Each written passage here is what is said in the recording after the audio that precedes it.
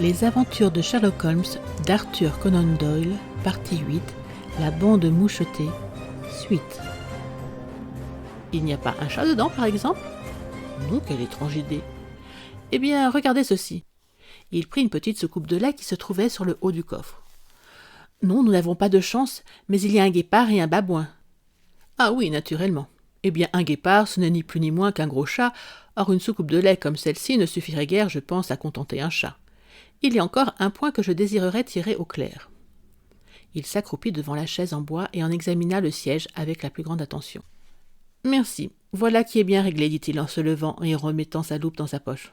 Oh là, voici quelque chose d'intéressant. » L'objet qui avait attiré son attention était un petit fouet à chien pendu à un des coins du lit.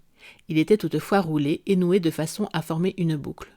« Que dites-vous de cela, Watson ?»« C'est un fouet assez ordinaire, mais je ne vois pas pourquoi on y fait ce nœud. Le fait est que c'est moins ordinaire, cela, hein ? Ah, le monde est bien méchant, et quand un homme intelligent tourne son esprit vers le crime, c'est la pire chose qui soit. Je crois, mademoiselle Stoner, que j'en ai assez vu maintenant, et avec votre permission, nous irons nous promener sur la pelouse. » Je n'avais jamais vu le visage de mon ami aussi farouche, ni son front aussi sombre qu'au moment où nous nous sommes éloignés du lieu de nos recherches. Nous avions à plusieurs reprises remonté et redescendu la pelouse, et ni mademoiselle Stoner, ni moi-même n'osions ni ne voulions interrompre le cours de ses pensées quand il s'éveilla de sa rêverie. « Il est tout à fait essentiel, mademoiselle Stoner, dit-il, que vous suiviez absolument mes conseils en tout point. »« Je les suivrai, très certainement. »« La chose est trop sérieuse pour hésiter en quoi que ce soit.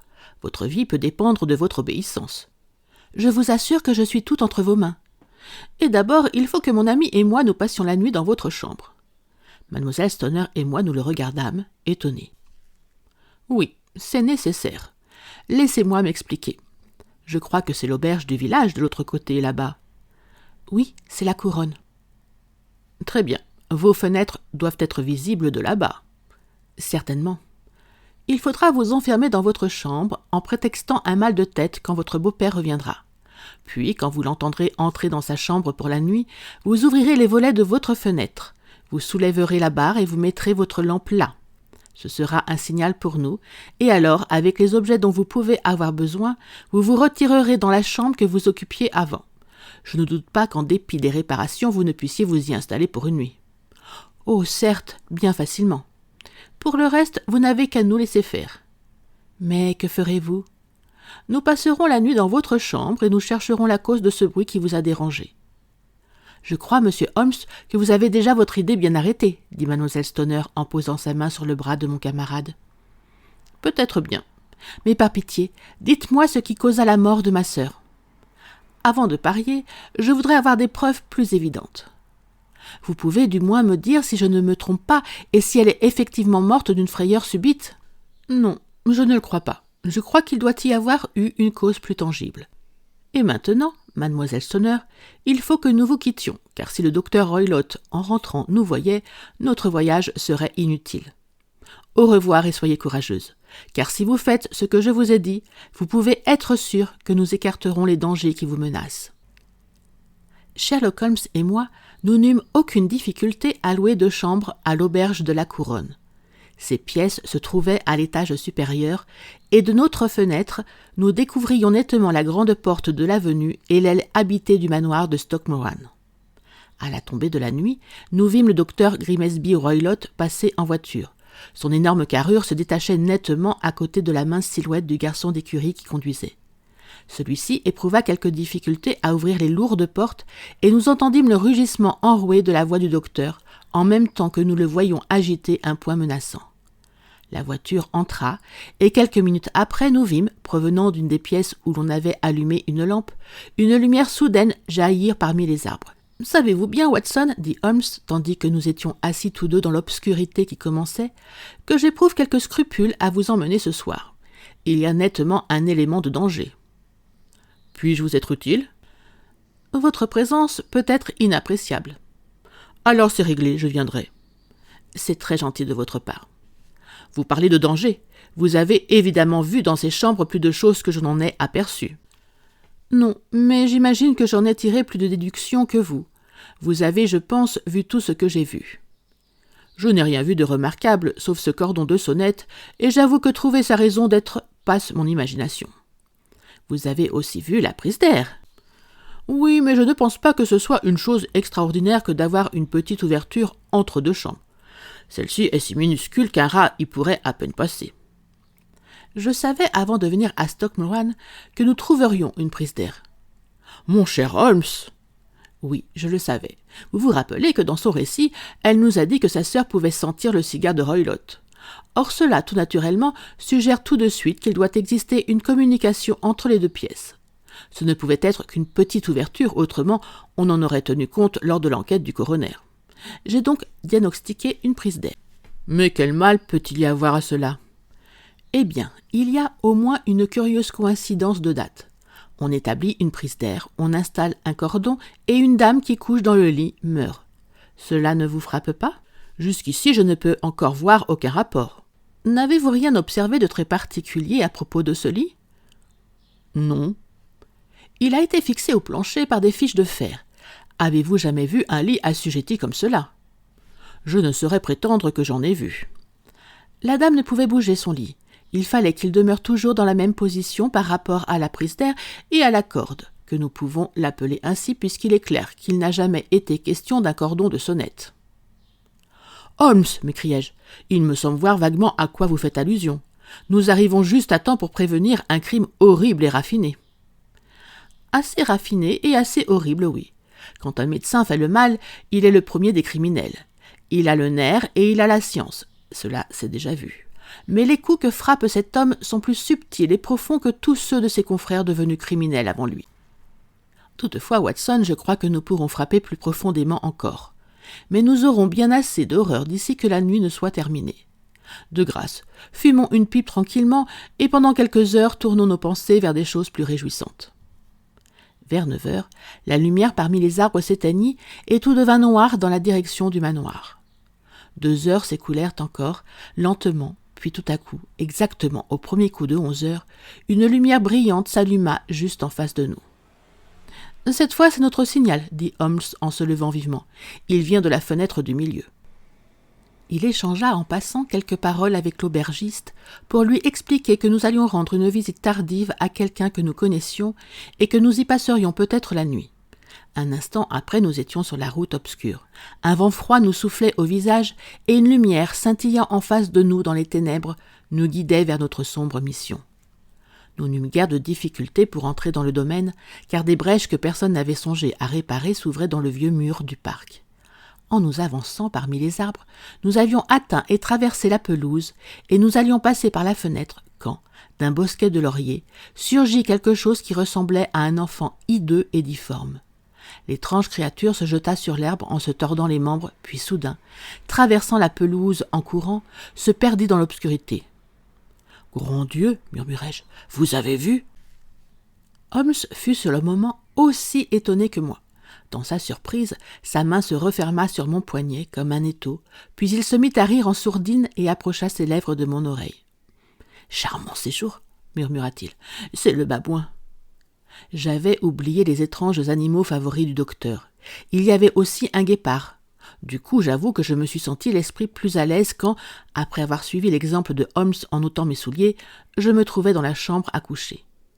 Sans aucun bruit, mon compagnon ferma les volets, replaça la lampe sur la table et jeta un regard autour de la pièce.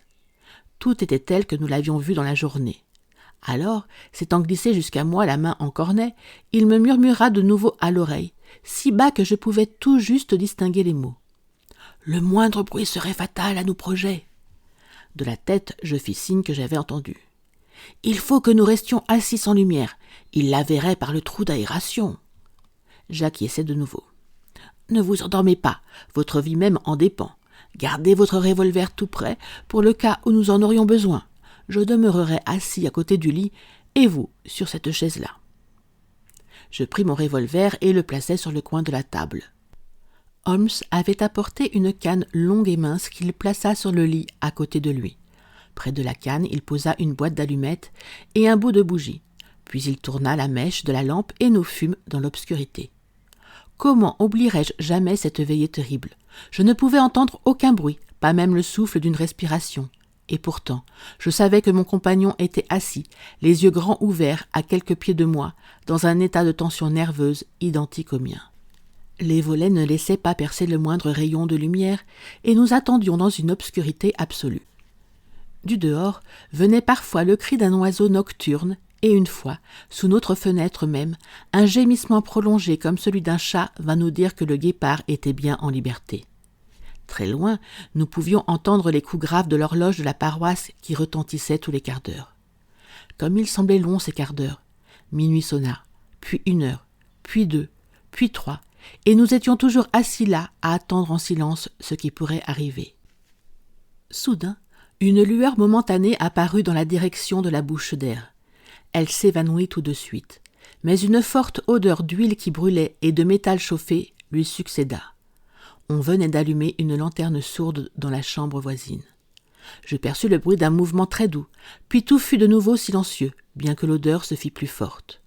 Pendant 1 demi-heure, je restais assis, l'oreille tendue. Alors, tout à coup, un autre bruit se fit entendre, un bruit calme, très doux, comme celui d'un jet de vapeur s'échappant sans discontinuer d'une bouilloire. Au moment où nous l'entendions, Holmes sauta du lit, frotta une allumette et de sa canne, cingla avec fureur le cordon de sonnette. « Vous le voyez, Watson » hurla-t-il. « Vous le voyez » Mais je ne voyais rien. Au moment où Holmes gratta son allumette, j'entendis un sifflement bas et clair. Toutefois, la lumière éclatant soudain devant mes yeux fatigués fit qu'il me demeurait impossible de dire sur quoi mon ami frappait aussi sauvagement.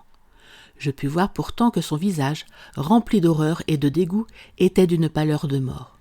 Il avait cessé de frapper, et il regardait fixement la bouche d'air quand soudain éclata dans le silence de la nuit le cri le plus horrible que j'ai jamais entendu. Il s'enfla, toujours de plus en plus fort, en un rauque rugissement où la douleur, la peur et la colère s'unissaient pour en faire un cri perçant et terrible. Il paraît que jusque là-bas dans le village et même jusqu'au lointain presbytère, ce cri réveilla les dormeurs dans leur lit. Il nous glaça le cœur, et je demeurai là, à regarder Holmes du même regard exorbité dont lui-même me regarda, jusqu'à ce que mourussent enfin dans le silence les échos de ce cri qui l'avait troublé.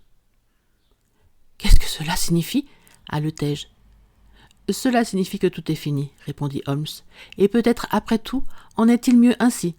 Prenez votre revolver et nous entrerons dans la chambre du docteur Roylott. » Le visage grave, il alluma la lampe et sortit dans le corridor. 2 fois, il frappa à la porte du docteur Roylott sans obtenir de réponse. Alors, il tourna la poignée et entra. Je le suivais sur ses talons, mon revolver armé à la main. Ce fut un singulier spectacle qui s'offrit à nos yeux. Sur la table se trouvait une lanterne sourde, dont le volet était à moitié levé. Elle jetait un vif rayon de lumière sur le coffre en fer dont la porte était entr'ouverte. À côté de cette table, sur la chaise en bois, était assis le docteur Grimesby Roylott, vêtu d'une robe de chambre grise, qui laissait voir ses chevilles nues et ses pieds glissés dans des babouches rouges. Sur ses genoux reposait le petit fouet à la longue lanière que nous avions remarqué dans la journée. Son menton était levé, et ses yeux rigides considéraient le coin du plafond avec un regard d'une fixité terrible. Autour du front, on lui voyait une étrange bande jaune aux taches brunâtres et qui semblait lui enserrer étroitement la tête. À notre entrée, il ne dit pas un mot et ne fit pas un geste. « La bande mouchetée » murmura Holmes. Je fis un pas en avant. Un instant après, l'étrange coiffure se mit à remuer et des cheveux de l'homme surgit la tête plate en forme de losange, puis le cou gonflé d'un odieux serpent. « C'est un serpent des marais » s'écria Holmes, « le plus terrible des serpents de l'Inde. Il est mort moins de 10 secondes après avoir été mordu. La violence en vérité retombe bien sûr sur ceux qui la provoquent et celui qui complote tombe dans la fosse qu'il creuse pour autrui. Rejetons cette bête dans son antre, après quoi nous pourrons alors conduire Mademoiselle Stoner en lieu sûr, puis informer la police de ce qui s'est passé. » Tout en parlant, il prit vivement le fouet sur les genoux du mort, et jetant le nœud coulant autour du cou du reptile, il l'arracha de son horrible perchoir, et, en le portant à bout de bras, le lança dans le coffre qu'il referma sur lui. Tels sont les faits qui amenèrent la mort du docteur Grimesby Roylott de Stockmoran. Il n'est pas nécessaire d'allonger un récit qui n'est déjà que trop long pour dire comment nous avons annoncé la triste nouvelle à la jeune fille terrifiée, comment par le train du matin nous sommes allés la confier aux soins de sa bonne tante à Harrow, et comment enfin la lente procédure de l'enquête officielle aboutit à la conclusion que le docteur était mort, victime de son imprudence, en jouant avec un de ses dangereux animaux favoris. Le peu qu'il me reste à rapporter me fut dit par Sherlock Holmes le lendemain, pendant notre voyage de retour. J'étais d'abord arrivé, dit-il, à une conclusion tout à fait erronée. Cela montre, mon cher Watson, comment il est dangereux de raisonner sur des données insuffisantes. La présence des bohémiens et l'emploi du mot « bande » dont la jeune fille s'était servie, sans doute pour expliquer l'horrible apparition qu'elle n'avait fait qu'entrevoir à la lueur de son allumette, m'avait mis sur une piste entièrement fausse. Je ne peux que revendiquer le mérite d'avoir immédiatement reconsidéré ma position, quand il me parut évident que, quel que soit le danger qui menaçât un occupant de la chambre, ce danger ne pouvait venir ni par la porte ni par la fenêtre. Mon attention fut attirée tout de suite, comme je vous l'ai dit déjà, sur la bouche d'air et le cordon de sonnette qui descendait sur le lit. La découverte que ce n'était qu'un trompe-l'œil et que le lit était assujetti au plancher me fit sur le champ soupçonner que cette corde était là pour servir de pont à quelque chose qui passait par le trou et descendait vers le lit. L'idée d'un serpent se présenta tout de suite, et quand j'associai cette idée au fait, connu de nous, que le docteur faisait venir de nombreux animaux des Indes, j'ai senti que j'étais probablement sur la bonne voie. L'idée de se servir d'une sorte de poison que ne pourrait déceler aucune analyse clinique était bien celle qui viendrait à un homme intelligent et cruel, accoutumé aux choses de l'Orient. La rapidité avec laquelle ce poison agirait serait aussi, à son point de vue, un avantage. Il faudrait un coroner aux yeux bien perspicaces pour aller découvrir les 2 petites piqûres sombres qui révéleraient l'endroit où les crochets empoisonnés auraient accompli leur œuvre. C'est alors que j'ai pensé au sifflet. Naturellement, il lui fallait rappeler le serpent avant que la lumière du jour ne le révélât à la victime. Il l'avait accoutumé, probablement en se servant du lait que nous avons vu, à revenir vers lui quand il l'appelait. Quand il le passait par la bouche d'air à l'heure qu'il jugeait la plus favorable, il avait la certitude que l'animal ramperait le long de la corde et descendrait sur le lit. Il pouvait mordre ou ne pas mordre la jeune fille, peut-être pourrait-elle y échapper toutes les nuits pendant toute une semaine, mais tôt ou tard, elle serait fatalement la victime du serpent. J'en étais arrivé à ces conclusions avant même d'être entré dans la chambre du docteur. Une inspection de sa chaise me montra qu'il avait l'habitude de monter dessus, ce qui naturellement était nécessaire pour atteindre la bouche d'air. La vue du coffre, la soucoupe de lait et la boucle du fouet à chien suffirent pour chasser enfin toute espèce de doute que je pouvais encore avoir.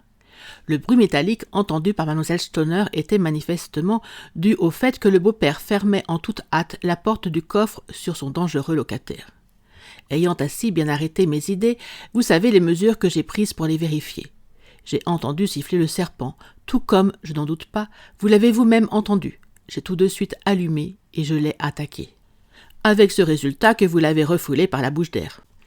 Et ce résultat aussi qu'il s'est de l'autre côté retourné contre son maître.